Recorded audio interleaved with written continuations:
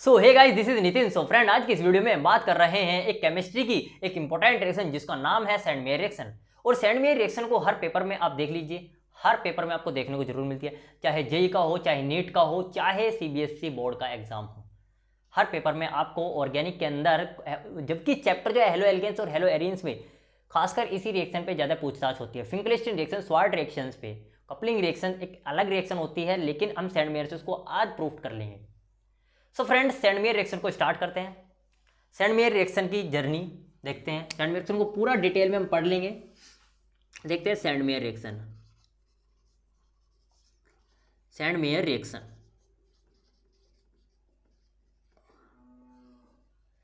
देखिए भैया, Sandmeyer reaction simple सी बात है। यदि मेरे पास एक एनालीन है, एनालीन, यदि मेरे पास एक एनालीन है और इस एनालीन में यदि मेरे पास एनालीन है और इस एनालीन में यदि मैं एक स्ट्रॉन्ग एसिड डाल दूं, बात ध्यान सुनना, यदि मैं इस एनालीन में यदि मैं भैया यहाँ पर एक स्ट्रॉन्ग एसिड डाल दूं, जिसको हम बोल सकते हैं HNO2, जिसको हम बोल रहे हैं HNO2, और इस स्ट्रॉन्ग एसिड के साथ साथ में एक HCl को मैं डाल रहा हूँ, यानी कि आप बोल सकते हैं एक जनरल रिएक्शन पर भी सोल्व कर लेते हैं। कैसे जनरल रिएक्शन को, जनरल इक्वेशन या रिएक्शन, जो भी जनरल रिएक्शन को सोल्व करते हैं। जनरल रिएक्शन का मतलब है कि यहाँ पर मैं HCl की जगह X ले रहा हूँ। क्यों? क्योंकि यहाँ पर X इंक्लूड है ClB, BrB and CnB and all, her reaction को यहाँ पर इंक्लूड कर दिया गया मैंने। सो फ्रेंड, ये किसकी प्रेजेंस में होता है? देखिए, NaNO2 एक कोल्ड है, एक कोल्ड एक्वस सॉल्यूशन होता है। NaNO2 क्या है? Cold aqueous solution, cold aqueous solution in the presence of HCl। कितनी डिग्री पे भैया? 2 से 73 केल्विन से लेकर के 278 केल्विन के बीच में, यानी कि बोल सकते हैं 0 से लेकर के 5 डिग्री सेंटीग्रेड के बीच में इस रिएक्शन को कराया जाता है। भैया इस रिएक्शन को कराने के लिए, अच्छा एक बात आपके दिमाग में, भैया एनालीन कैसे आया? भैया एनालीन देखो एक बेंजीन के थ्रू आया। हम इसको एंड में समझा देंगे। वैसे तो एनालीन कैसे आया, एनालीन की प्रिपरेशन कैसे करी, यदि आपने पढ़ा हो अमाइन चैप्टर, क्योंकि आप रिवीजन कर रहे हो इसका रिएक्शन का, तो आपने अमाइंस भी पढ़ा होगा। हाइड्रोकार्बन यदि 11th क्लास में पढ़ा होगा तो आप पता चल गया होगा कि कैसे हम बेंजीन से क्या क्या चीज़ बना सकते हैं, एनालीन को हम बना सकते हैं कैसे। भैया बेंजीन की रिएक्शन यदि मेरे पास, ध्यान सुना, बेंजीन की रिएक्शन यदि कंसनट्रेटेड HNO3 या फिर H2SO4 से करा दे, तो सिंपल सी बात है कि पैरों पे और ऑर्थो पे मेरे पास नाइट्रोबेंजीन लग जाता है। और इस पैरा का जो मेरे पास मीनिंग होता है पैरा बेंजीन का, वो एक मेरे पास मोर स्टेबिलिटी होता है। और मोर स्टेबिलिटी को यदि मैं रिडक्शन कराता हूँ, मोर स्टेबिलिटी को यदि मेरे पास रिडक्शन कराते हैं, कि मेरे पास जो मोर स्टेबिलिटी होता है वो ये होता है NO2, और इस NO2 ये मेरे पास मोर स्टेबिलिटी होता है देन किससे, इससे, देन इस रिएक्शन वाली से। इस रिएक्शन से मेरे पास क्या होता है? मोर स्टेबिलिटी होता है। इससे मेरे पास मोर, क्योंकि ये अलग है, ये पैरा है, तो पैरा वाली मेरे पास एक क्या होता है फ्रेंड्स, ये एक मोर स्टेबल होता है। और इस मोर स्टेबल को क्या करा? रिडक्शन कराया। क्या करा दिया फ्रेंड्स? इसको रिडक्शन करा दिया। रिडक्शन में मतलब क्या बोल सकते हैं? LiLH4 बोल सकते हैं, काफ़ी ज़्यादा हो जाएगा। NaBH4 बोल सकते हैं, काफ़ी ज़्यादा हाई हो जाएगा, यानी कि PTPD बोल सकते हैं, या बोल सकते हैं आप H2PD, PT, HCl। सो इससे मेरे पास बनता है एनालीन। कैसे बनेगा? क्योंकि यदि आप यहाँ से इसको ब्रेक करते हो, यहाँ पर 2 हाइड्रोजन देगा, और इस 2 हाइड्रोजन के साथ साथ में यहाँ पर आपके पास क्या देगा? देखो 2 हाइड्रोजन इधर दे दिया, और यहाँ पर मेरे पास क्या दे देगा? H2O।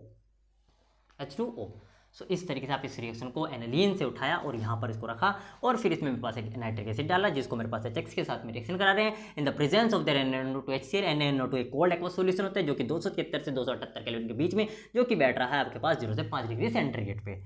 सो फ्रेंड, यदि मेरे पास एक नोट करके पॉइंट लिखिएगा,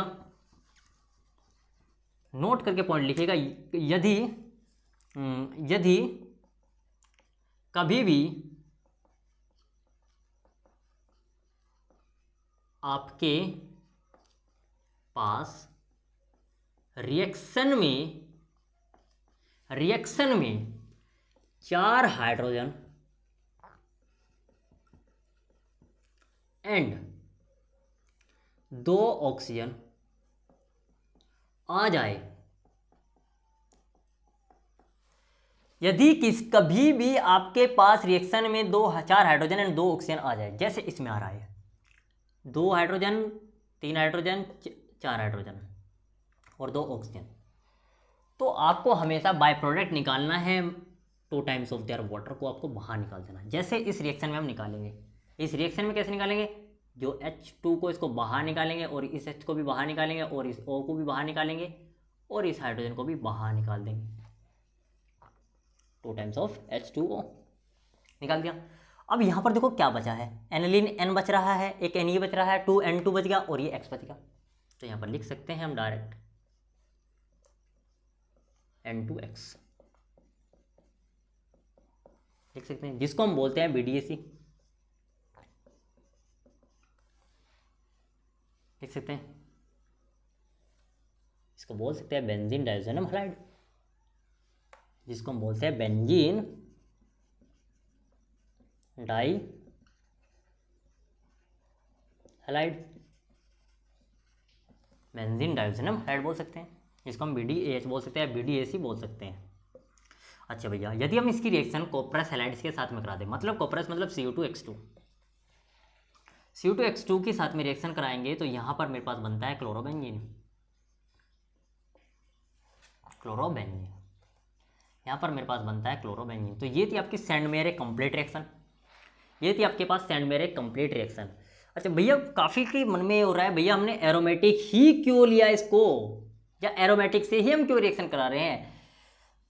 हम यहाँ पर एलिफेटिक भी तो ले सकते थे, हम यहाँ पर एलिफेटिक भी तो ले सकते भैया। इस वजह से हमने लिया है कि जो एरोमेटिक होता है वो काफ़ी ज़्यादा स्टेबिलिटी प्रोड्यूस करता है, वो काफ़ी ज़्यादा स्टेबल माना जाता है।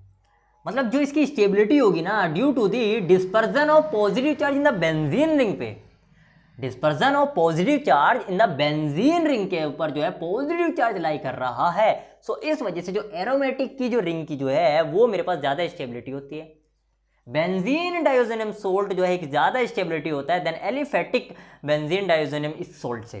क्यों? क्योंकि due to the dispersion of positive charge in that benzene ring. ये इसका सॉल्यूशन हो सकता है, इसका सॉल्यूशन होगा, क्योंकि ये एक मेरे पास ज़्यादा स्टेबिलिटी होता है। तो ये आपको पता होगा कि भैया हमने एरोमेटिक ही क्यों लिया, क्यों एलिफेटिक क्यों नहीं लिया। एलिफेटिक इस वजह से नहीं लेते कि एलिफेटिक को सोल तो कर लेते हैं, लेकिन यदि हम इसकी रिएक्शन को H3O पॉजिटिव के बाद में सोल करते हैं तो उस रिएक्शन को नो रिएक्शन दे दिया जाता है ना, उस रिएक्शन को नो रिएक्शन दे दिया जाता है। और यदि मैं इस एरोमेटिक से सोल्व करा दूँ तो वो रिएक्शन यहाँ पर मेरे पास फिनहोल देता है, वहाँ पर वो फिनहोल देता है, यहाँ पर जो है मेरे पास वो फिनहोल दे देता है इन the presence of that light. So friend, अब इसके पार्ट से हम रिएक्शन को सोल्व करते हैं, एक एक रिएक्शन को ध्यान से करते हैं। सो देखिए, सो देखो, यदि मेरे पास इसको मिटा दे, यदि मेरे पास कह दे कि भैया Cu2 या CuCN और HCN के साथ में रिएक्शन करानी है, सो आप सिंपल कह सकते हो साइनोबेंजोनाइट्राइल या बोल सकते हैं यहाँ पर हो गया CN, जिसको हम बोल सकते हैं बेंजोनाइट्राइल। और यदि मैं इसकी रिएक्शन को H2OH positive in the presence of the heat के साथ में रिएक्शन करा रहे हैं तो सिंपल सी बात है, ये आपके पास बनेगा एक एसिड।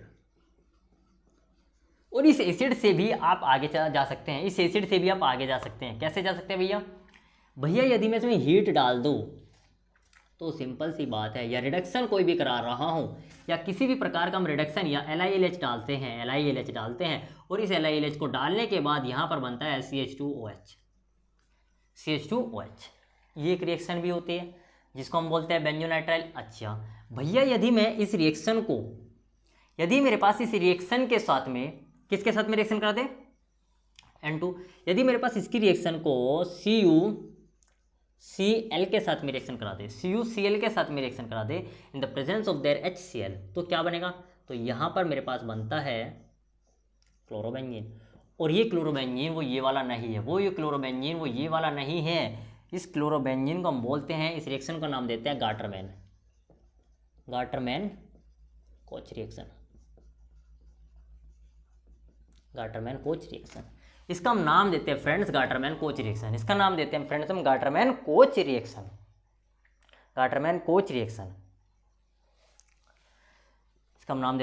Coach reaction. क्योंकि ये जो रिएजेंट होते हैं यही मैटर करते हैं कि भैया रिएक्शन क्या बन रही है। देखो यहाँ पर एक मतलब आपको देखने को मिलेगी कि सिमिलरिटी यहाँ पर देखने को मिल रही होगी CO2HCl, और यहाँ पर सिमिलरिटी देखने को मिल रही है, लेकिन ये रिएक्शन अलग है गाटरमैन कोच रिएक्शन। यदि मेरे पास इसकी HbF4 के साथ में रिएक्शन करा दे in the presence of delta, तो यहाँ से बनता है फ्लोरोबेंजीन। फ्लोरोबेंजीन, इसको नाम बोलते हैं फ्लोरोबोरेक्स हैलाइड, फ्लोरोबोरेट हाइड्राइड, तो फ्लोरोबोरेट हाइड्राइड बोलते हैं, जिसे लिख सकते हैं FlUOR, फ्लोरोबोरिक हाइड्राइड, इसको हम नाम देते हैं फ्लोरोबोरिक हाइड्राइड।